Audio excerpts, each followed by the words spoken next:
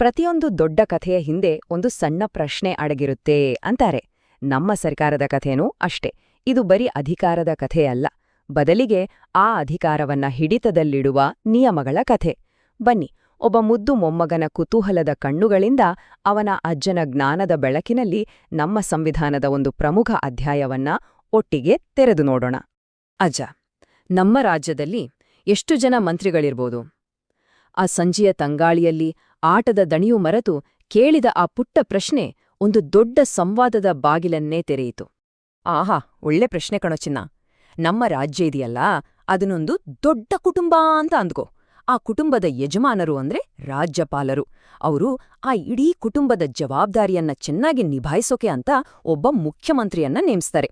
ಆಮೇಲೆ ಆ ಮುಖ್ಯಮಂತ್ರಿಗಳು ತಮಗೆ ಸಹಾಯ ಮಾಡೋಕೆ ಅಂತ ಒಂದು ತಂಡವನ್ನ ಕಟ್ಕೊಳ್ತಾರೆ. ಅವರೇ ನಮ್ಮ ಮಂತ್ರಿಗಳು. ನಮ್ಮ ಸಂವಿಧಾನ ಅನ್ನೋ ಒಂದು ದೊಡ್ಡ ಪುಸ್ತಕ ಇದೆಯಲ್ಲ, ಅದರಲ್ಲಿ 164ನೇ ವಿಧಿ ಅಂತ ಒಂದಿದೆ.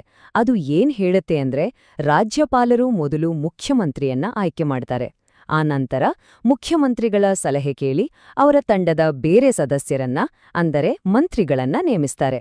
ಇದು ಆಟದ ಮೊದಲ ಹೆಜ್ಜೆ ಇದ್ದ ಹಾಗೆ. ಆದ್ರೆ ಈ ತಂಡ ಕಟ್ಟೋದು ಅಷ್ಟು ಸುಲಭದ ಮಾತಲ್ಲ. ಅದಕ್ಕೂ ಕೆಲವು ನಿಯಮಗಳಿವೆ. ಕ್ರಿಕೆಟ್ ಆಟದಲ್ಲಿ 11 ಜನಕ್ಕಿಂತ ಹೆಚ್ಚು ಆಟಗಾರರು ಇರಬಾರ್ದು ಅನ್ನೋ ಹಾಗೆ ಇಲ್ಲೂ ಒಂದು ಲೆಕ್ಕಾಚಾರ ಇದೆ.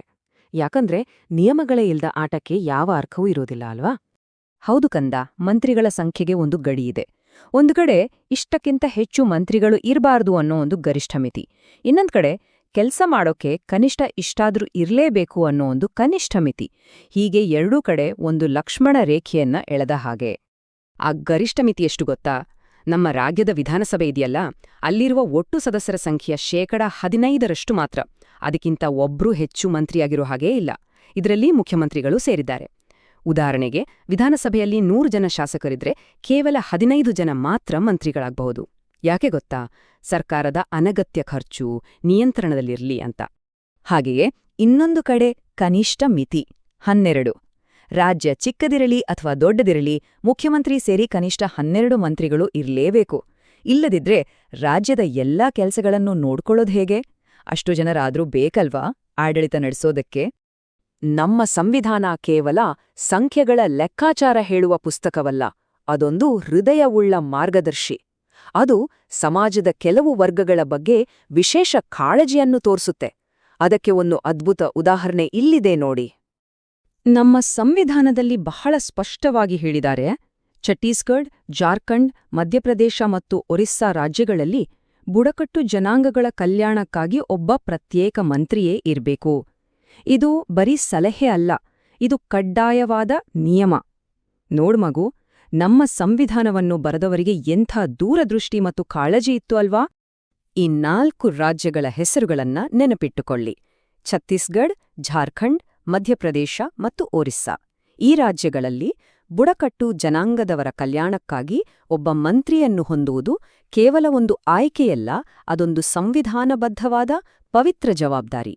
ಪ್ರತಿಯೊಂದು ಆಟದಲ್ಲೂ ನಿಯಮ ಮುರಿದರೆ ದಂಡನೆ ಖಚಿತ.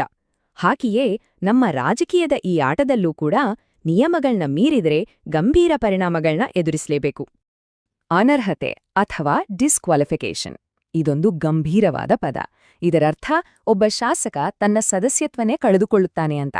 ಇನ್ನು ಮುಂದೆ ಅವರು ಶಾಸಕರಾಗಿ ಮುಂದುವರಿಯಲು ಅರ್ಹರಲ್ಲ ಅಂತ ತೀರ್ಮಾನವಾದ ಹಾಗೆ. ಸರಳವಾಗಿ ಹೇಳಬೇಕಂದ್ರೆ ಆಟದಿಂದ ಹೊರಗೆ. ಇಲ್ಲಿ ಒಂದು ಬಹಳ ಮುಖ್ಯವಾದ ನಿಯಮವಿದೆ, ಚೆನ್ನಾಗಿ ಕೇಳಿಸ್ಕೋ. ಒಬ್ಬ ಶಾಸಕ ತನ್ನ ಸದಸ್ಯತ್ವದಿಂದ ಅನರ್ಹನಾದ್ರೆ ಆತ ಮಂತ್ರಿಯಾಗುವ ಹಕ್ಕನ್ನು ಕೂಡ ಕಳೆದುಕೊಳ್ತಾನೆ. ಅಂದ್ರೆ ಸದನದ ಸದಸ್ಯನಾಗಲು ಯೋಗ್ಯತೆ ಇಲ್ಲದವನು ಮಂತ್ರಿಮಂಡಲದ ಸದಸ್ಯನಾಗಲು ಹೇಗೆ ಸಾಧ್ಯ? ಇದು ಸಂವಿಧಾನದ ಸ್ಪಷ್ಟ ಮತ್ತು ಕಠಿಣ ನಿಯಮ. ಅಜ್ಜ, ಇಷ್ಟೊಂದು ನಿಯಮಗಳು, ಇಷ್ಟೊಂದು ಲೆಕ್ಕಗಳು, ಯಾಕ್ಬೇಕು ಇವೆಲ್ಲ? ಹೌದು, ಆ ಮಗುವಿನ ಪ್ರಶ್ನೆಯೇ ನಮ್ಮೆಲ್ಲರ ಪ್ರಶ್ನೆ. ಈ ಎಲ್ಲಾ ಸಂಖ್ಯೆಗಳು, ಈ ಎಲ್ಲಾ ಕಟ್ಟುಪಾಡುಗಳ ಹಿಂದಿನ ನಿಜವಾದ ಉದ್ದೇಶ ಏನು? ತುಂಬಾ ಒಳ್ಳೆ ಪ್ರಶ್ನೆ ಕಣೋ. ಈ ನಿಯಮಗಳೇ ನಮ್ಮ ಆಡಳಿತದ ಅಡಿಪಾಯ. ಮೊದಲನೇದಾಗಿ, ಇದು ಸರ್ಕಾರದ ದುಂದುವೆಚ್ಚಕ್ಕೆ ಕಡಿವಾಣ ಹಾಕುತ್ತೆ. ಎರಡನೇದಾಗಿ, ಚಿಕ್ಕ ರಾಜ್ಯಗಳಲ್ಲೂ ಸಮರ್ಥ ಆಡಳಿತಕ್ಕೆ ದಾರಿ ಮಾಡುತ್ತೆ.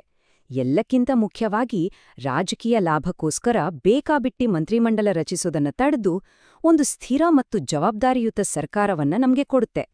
ಪ್ರತಿಯೊಂದು ನಿಯಮದ ಹಿಂದೆ ಜನರ ಹಿತವೇ ಅಡಗಿದೆ. ಅಜ್ಜನ ಮಾತುಗಳು ಆ ಮೊಮ್ಮಗನ ಕುತೂಹಲವನ್ನು ತಣಿಸಿತು.